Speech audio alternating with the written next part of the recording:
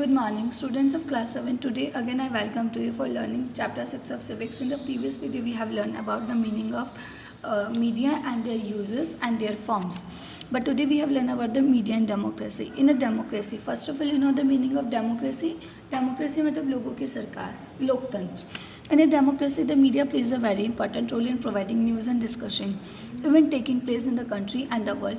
You know कि अगर हम किसी सरकार की बात करते हैं लोकतंत्र की, कि मीडिया का लोकतंत्र में कैसे है, एक बहुत इम्पॉर्टेंट रोल है, तो हम देखेंगे कि मीडिया का जो रोल है वो ये है कि जो लोग होते हैं उन्हें देश में प्रसारित होने वाली या लोगों को ये जानने का राइट होता है कि उनके देश में जो गवर्नमेंट है वो किस प्रकार से काम कर रही है, कि वो अपनी सरकार के बारे में पता लगा सकते हैं, और इसके साथ साथ वो ये भी देख सकते हैं कि जो अदर कंट्रीज़ हैं या विदेशों में किस प्रकार से बहुत सारे जो महत्वपूर्ण इश्यूज़ हैं या महत्वपूर्ण इंपॉर्टेंट मैटर्स हैं उन पर किस तरीके से सरकार अपने डिसीज़न ले रही है. It is on the basis of this information. और ये सब किस पे डिपेंड करता है, क्योंकि लोगों को मीडिया की वजह से, लोकतंत्र के सरकार में लोगों को मीडिया की वजह से बहुत सारी जानकारी मिलती है, क्योंकि जो गवर्नमेंट होती है वो भी अपनी इम्पॉर्टेंट जो न्यूज़ेज़ होती हैं या कोई भी जो डिसीजंस होते हैं वो टीवी पर प्रसारित करते हैं, अखबारों में आती है उनकी, न्यूज़पेपर्स में, इंटरनेट पे वो सब हाइलाइट्स आते हैं. तो इस तरीके से लोगों को देश में होने वाली एक्टिविटीज़ या किसी भी तरीके की जो चीज़ें हैं उसके बारे में जानकारी हो जाती है. For example, learn how government works, and often if they wish to, they can take action on the basis of this news story.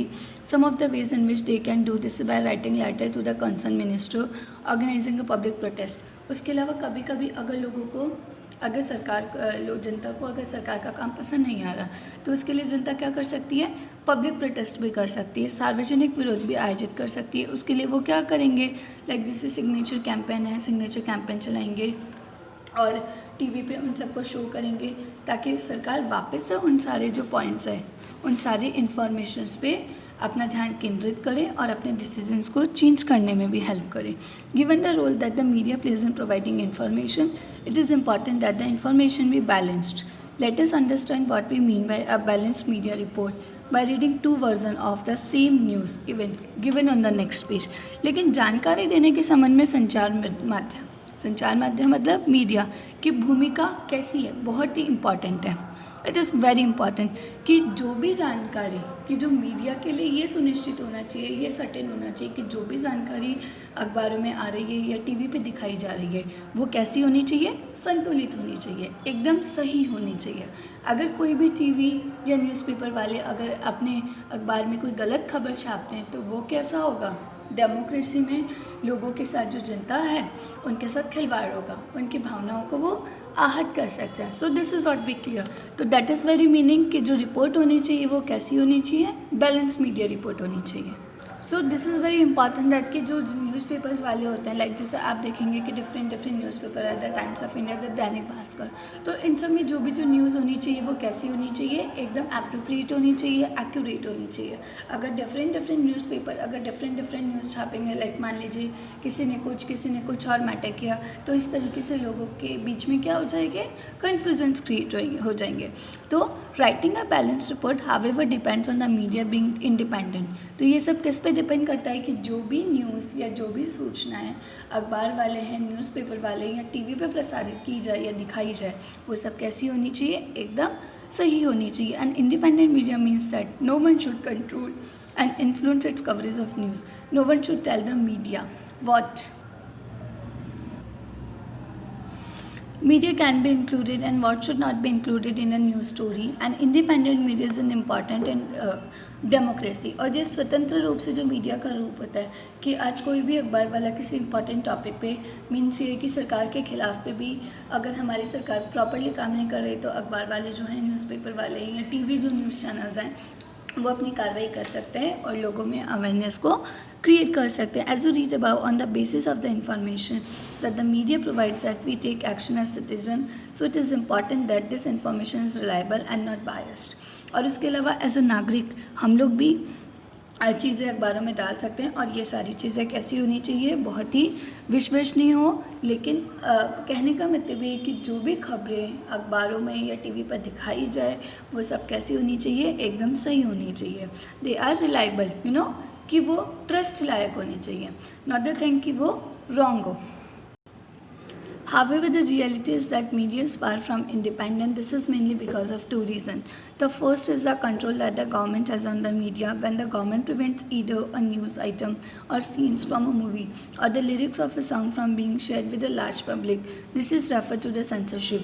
There have been periods in Indian history when the government censored the media. The worst of these was emergency between 1975 to 1977. Student लेकिन fact is that कि जो संचार माध्यम जो media है वो हमारी country में इंडिपेंडेंट नहीं है, क्योंकि हमारी कंट्री में इसके दो मुख्य कारण हैं कि जो अखबार वाले हैं या जो न्यूज़पेपर वाले हैं, जो टीवी वाले हैं, वो बहुत ही अपनी न्यूज़ को सही लिखें। लेकिन कभी कभी ऐसा होता है कि जो न्यूज़पेपर वाले हैं या जो टीवी वाले हैं वो अपने शोज़ में सही न्यूज़ दिखाना चाहते हैं, लेकिन फिर भी वो अपनी चीज़ों को नहीं लिख पाते बिकॉज ऑफ जो गवर्नमेंट होती है उसे क्या कर देती है, सेंसर कर देती है, बैन कर देती है। तो इसके टू रीजंस हैं। फर्स्ट इज़ दैट द कि जो जितनी भी खबरें होती है वो सब पे किसका नियंत्रण होता है, सरकार का नियंत्रण होता है। जब सरकार, क्योंकि आपने देखा होगा कभी कभी कि कोई मूवी होती है, कोई सीरियल होता है, अगर उसमें कुछ गवर्नमेंट को पसंद नहीं आता तो वो उसे सेंसर कर देती है। When the government prevents either in news item और सीन फ्रॉम अ मूवी, कभी कभी आप देखेंगे कि जो फिल्में जो रिलीज़ होती है उनका कुछ हिस्से को हटा दिया जाता है, गानों के कुछ शब्दों को हटा दिया जाता है। तो इस तरीके से हम ये कह सकते हैं कि मीडिया पे भी कंट्रोल होता है, और वो कंट्रोल किसका होता है, गवर्नमेंट का होता है।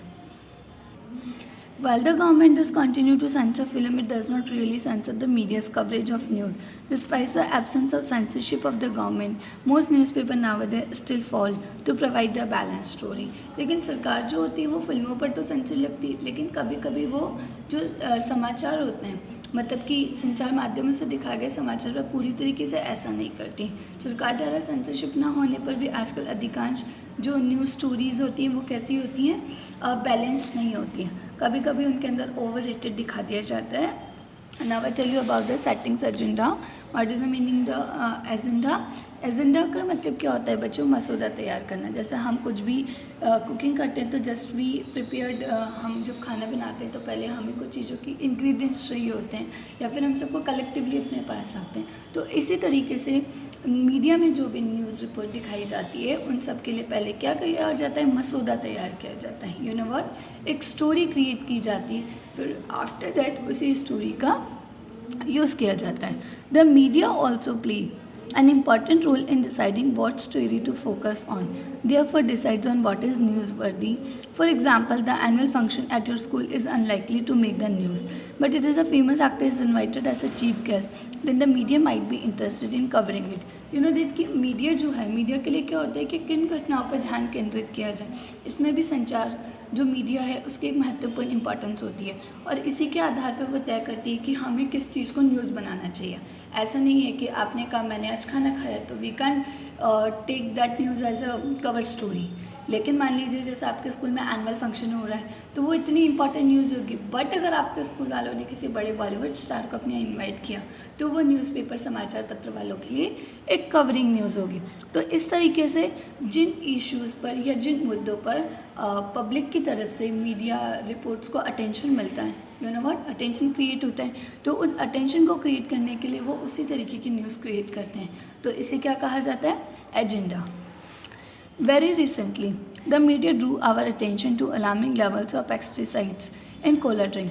जैसे हम देख रहे हैं कि अभी हाल ही में आपने देखा होगा कि मीडिया ने बताया कि जो ड्रिंक्स होती हैं, कोल्ड ड्रिंक्स होती है, उसके अंदर क्या मिलाया जाता है, पेस्टिसाइड, कीड़े मारने की दवाइयाँ होती हैं। तो इस तरीके से उन्होंने जब हमें बताया कि अरे इसमें तो कीड़े मारने की दवाइयाँ, कीटनाशक दवाएँ मिक्स, तो वी अवेयर फ्रॉम दैट, हम उसकी तरफ अट्रैक्ट हो गए एंड हमने उस न्यूज़ को बार बार पढ़ा, बार बार खोला, देखा, उसके बारे में जानने की कोशिश की।